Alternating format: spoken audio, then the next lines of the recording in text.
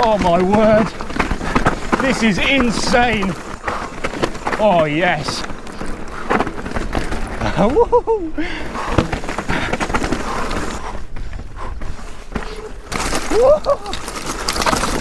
It is a trail with a view, this. It is amazing. My friends, welcome back. I hope you're all doing very well. It is that time once again for yet another big adventure. I am back in the Yorkshire Dales, this time not to do a 36-kilometre mega loop around Swaledale. This time I'm going to be riding Gunnerside Gill. Woo-hoo. Yeah! As always, my mission is to ride and document the best mountain bike trails in the UK, and as per all my adventures, I am recording on trail forks. So the adventure today, 18 kilometers, 2,500 feet of descending, maybe working its way up to 3,000 feet depending on how many little descents I can find up at the top. And for the first time this year, it's dry, it's dusty. I think it's going to be a good one. Oh, look at all of this, hey? Oh, wow. The Old Gang Lead Smelting Mill, this scheduled ancient monument, is being conserved. Please do not clamber on walls or cause any damage.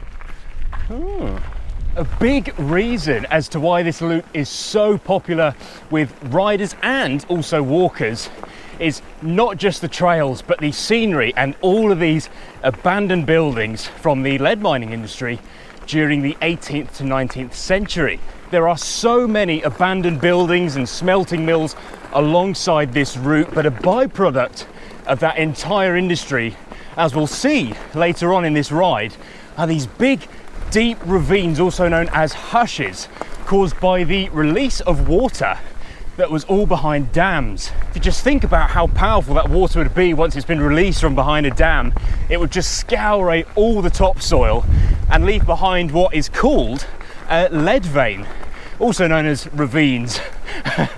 But they are absolutely everywhere. Look at this. This might as well have been forged by one of these dams releasing water. Look at that. Oh yeah, that's a bit of a cliff there. Woohoo, that is a bit of a cliff. Look at this, hey? This is pretty cool. Look, you can almost get nearly right to the end, but I think I could jump there. I don't know if I could jump back. What a lovely find. Well, to be honest, you couldn't miss it. One of the more famous abandoned lead mines is called Sir Francis, and it was the first lead mine to use compressed air to blast away the lead. I'm not entirely sure which one it will be along this route, but I am sure there is going to be plenty of opportunity for more exploration. In other news, well, it's actually bad.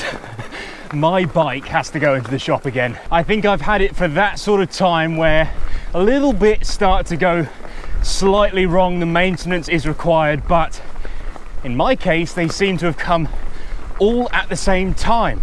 So the first thing to go slightly wrong was my rear hub. It started developing some lateral play. Got that fixed, no problem. Now, of course, it's the front hub, which is understandable. They're bound to go at a similar time, but it's also my headset and my bottom bracket that need looking at as well. I am hoping that it's as simple as just replacing the bearings. I suppose a new headset isn't too expensive, neither is a new bottom bracket, but I think the best result out of all of this is hopefully just the bearings need to be replaced. It is all just regular maintenance after all, but my one pet peeve is a little knocking sound, a little sound on the bike that doesn't sound quite right. There is this tiny little knocking sound, but it makes the bike feel like it's going to fall apart. I do love a quiet bike, and I suppose we all get to know our bikes so well that as soon as one little thing starts sounding a little bit weird, we start worrying about it. It's a little bit like your car. You know what your engine sounds like, and you can tell the tiniest little difference in that tone of the engine whether there's something wrong. The good news is, once I've got it back, it will run like an absolute dream. In other news, this time actually quite positive. There is a little bit of wind up here, but it is pushing me along. It is not a headwind and it is glorious. It's almost like I've got a battery on the bike. I am hardly putting in any effort whatsoever. And it always helps that the climbing trail is a beautifully surfaced bridleway. A more subtle change I've made to this bike recently is I've upgraded the grips. This bike came with, you know, the sort of bog standard ODI grips that I presume quite a few bikes ship with. I've upgraded them to these One-Up Components thin grips, and I never knew the difference a bike grip can make. I've been riding with these now for about 2 weeks, and on the first ride I instantly noticed the amount of control and feel I get through the front wheel. The ODI grips I had were quite tacky and thick, and don't get me wrong, they were really nice grips, but I'm a big fan of feeling what the bike is doing, and that's what these grips allow me to do. When I say these grips are thin, I mean it's almost like I'm just holding onto the handlebars. That's how thin they are, but the feel you get as you're riding is unmatched. I was skeptical at first, I'll admit. I was thinking, oh, my hand's going to start hurting. Are there going to be problems with arm pump? Nothing at all. It does sound a bit cliche, but it does make you feel more connected to the bike. Mountain biking is progressing so fast, and I think the direction of travel is that not a lot of people want to feel any sort of bumps. We are all, of course, different riders who have different thresholds for arm pump and hand pain and stuff like that, but if you want to feel more of the trail, feel more connected to the bike, to the ground, I would highly recommend some of these grips. And just like that, we are up on the plateau. Now we've just got to find the trail. This place just looks like a playground for bikes. Oh yeah. Now I am looking out for a small little curve. In fact, that might have been it there.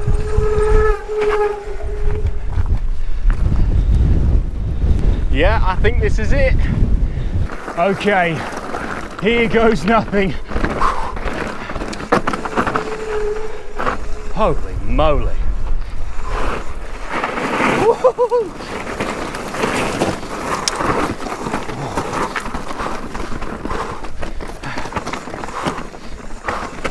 Oh yes.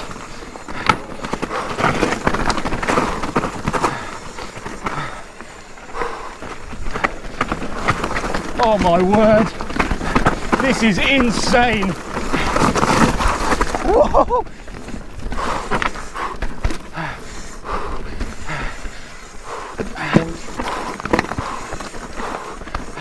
Is there actually a trail running through this? Yeah, there is.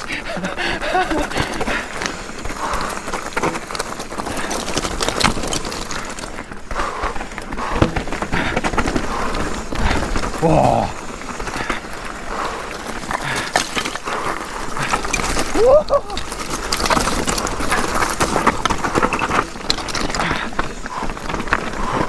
Nice, nice, nice, nice, nice.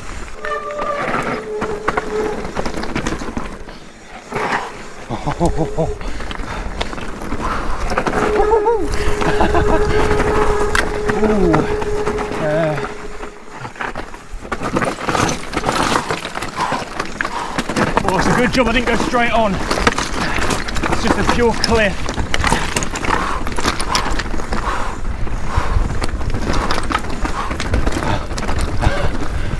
Oh, what a trail. What a trail.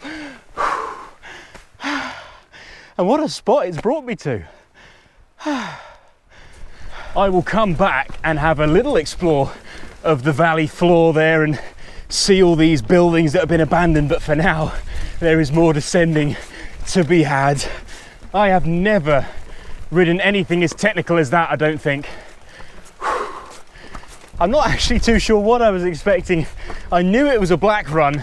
You could argue that might run into double black territory, certainly in some places.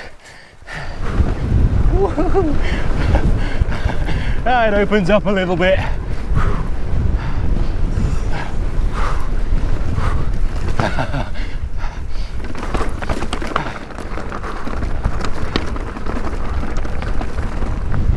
What a valley. Look at this. This is amazing. Hopefully this is going to bring me down to this gorge that's on my left hand side. Really want to have a look at this. I think it does. Oh wow.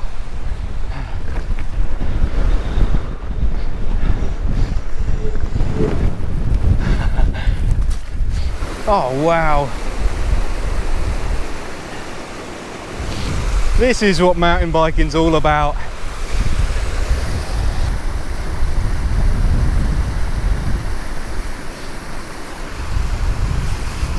Well, that was a nice little pit stop, nice little bite to eat. The next task on the agenda is to scale this beast. I'm going to descend coming back this way, descend what I've just climbed over that little section, and then the descent continues. This is awesome. I do have this feeling that certain sections up here are going to be a little bit of a hike bike job. It's always good fun. Oh, up it goes. Yeah, I'm not sure there's any way you could ride a bike over this section. Up we go.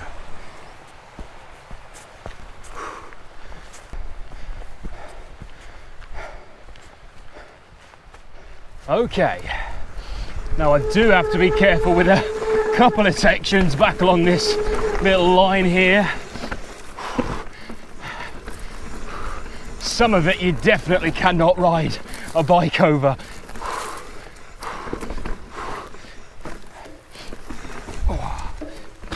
Oh, wrong gear, wrong gear.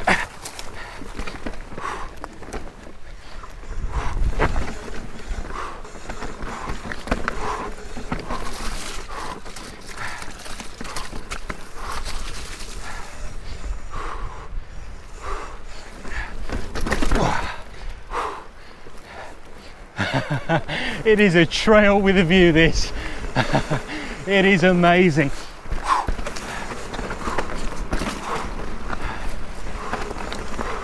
It's just the bit that is just unrideable, yeah. If anyone has ridden this, please do let me know. I will be amazed.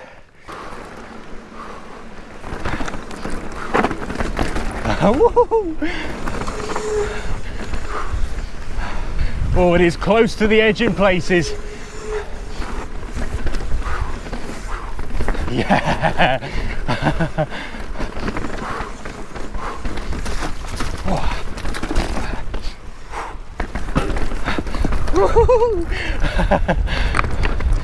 Short and sweet, but totally worth it.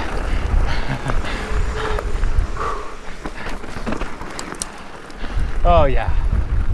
It's little bits like that, little extras on the sides of main loops that I think makes rides like this so special and memorable. I am quite happy to push up, hike a bike up, whatever, just to get those extra couple of minutes of descent on what was actually some really nice technical single track. And there is still more descending to be done. Oh yes.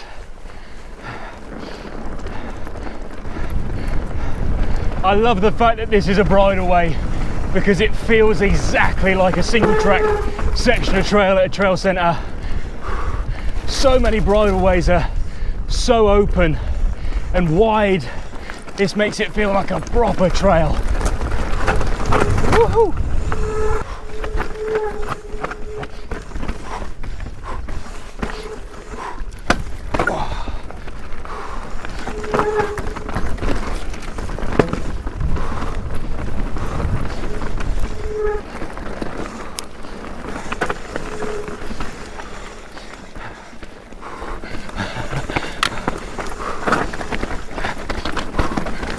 Oh,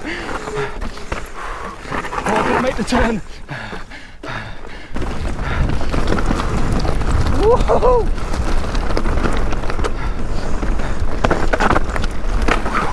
Whoa!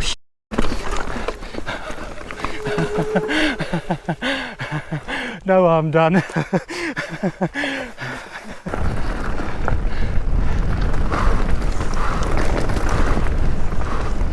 Oh yeah.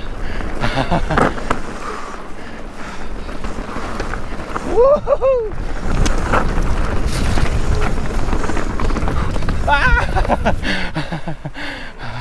Oh, I love it. Okay, it is time to do a little exploring.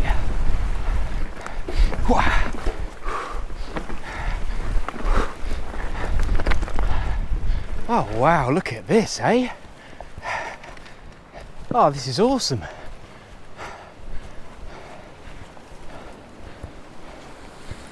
You know, I've been to some really cool places on my adventures, and this just might be the coolest of them yet. I've never seen anything quite like it. I wonder what this was. Perhaps a kiln? Looks like a type of thing you would burn stuff in. I actually wonder what the top of it's like. Oh yeah, must have been a kiln of something. It's obviously let smoke or whatever out the top. Oh god, now I've got to get back down. I didn't really think that through. Okay, bring out your inner mountaineer. Okay, easy enough. In actual fact, all the buildings I've seen so far are actually in pretty good nick. From being out here in such a hostile environment, especially during winter, you can still get a sense of what these little communities were like and what this industry was like out here. But they are scattered everywhere. There's two here, there's one up there, there's one all the way off in the distance over there, not forgetting as well the ones that we saw on the way up. Such a big industry. Ah, so turns out I was half right about what I thought was a kiln up there on that side of the hill. It's actually a chimney that was linked to both the buildings here through pipes underground that led up to the chimney, and the smoke and fumes were released that way. Fascinating, hey? I will say one thing, it is a hell of a commute to work, isn't it? Well, I hope you enjoyed my little history lesson there, but there is more descending to be done. Woo-hoo-hoo.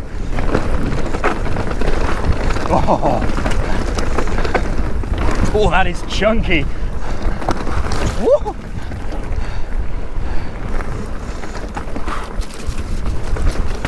Oh, wow.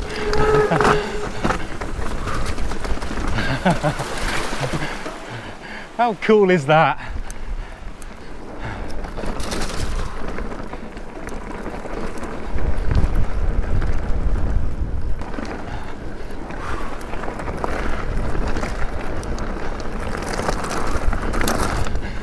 Woo!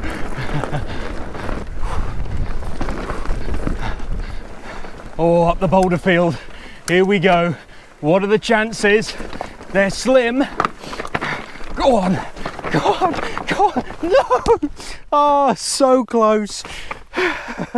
Literally the last rock slipped me up.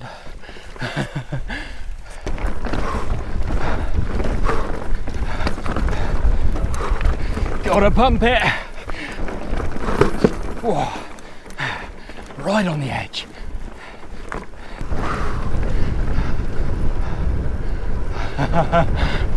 Woo-hoo-hoo. Oh yeah. Meow. Oh, that's good fun.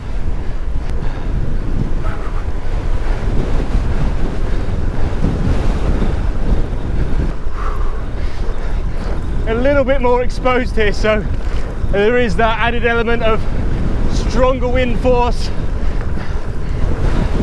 but it's a nice gradient, so you don't have to put too much effort in. Woo! That is windy.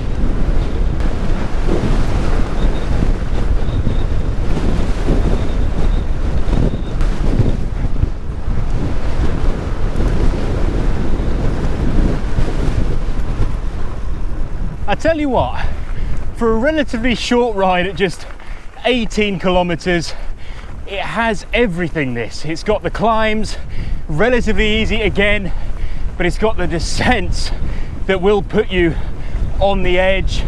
And amongst all of that, it takes you to a really beautiful location. You could have a bite to eat, have a little explore.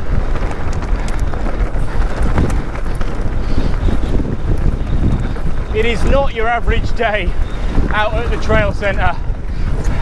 You can get up to what you want.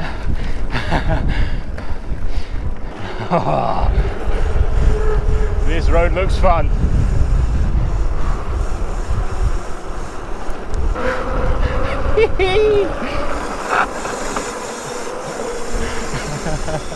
Holy moly, what a road. What a road. Woo-hoo. Oh, my brakes are gonna get hot. Woo-hoo. Oh, I can smell them. They smell healthy. No, we're mountain bikers, but I can still appreciate when a road descent is good.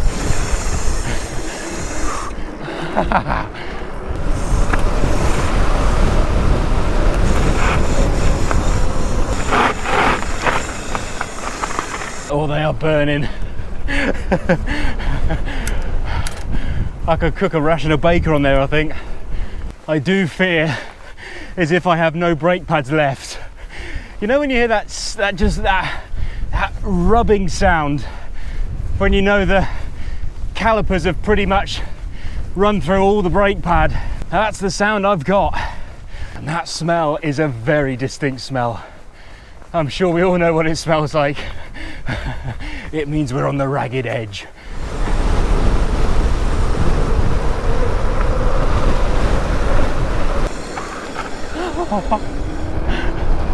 I do enjoy these switchbacks. They feel quite nice. Yeah! There is just one more surprise on this ride, and it's this beast. This hill is so steep, I couldn't actually get my car out of first gear going up it. So the chances of me getting up are nil. My estimate is probably that this is between 15 and 20% grade. I'm not even sure e-bikes in turbo mode or boost mode or whatever they're called would be able to get up this comfortably. It goes on forever. Here we are then. That is where we started, and that is another great adventure to add to the ever-expanding list of adventures here on Trailview. Thanks for coming along. Take care.